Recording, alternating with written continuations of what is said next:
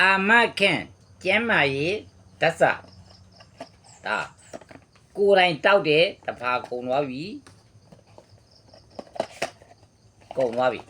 ဒါကဖာအတစ်ပါကင်ဖောက်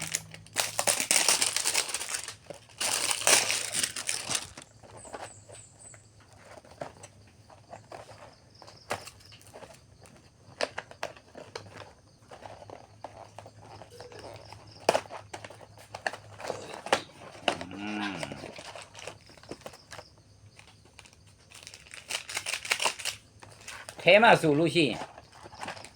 ထုတ်ငယ်ဒီလိုမျိုးထုတ်30တောင်ပါတယ်ဒီနေ့ကိုတစ်ထုတ်တောက်မယ်ဆိုလို့ရှိရင်တစ်လတိတိတောက်လို့ရတယ်နော်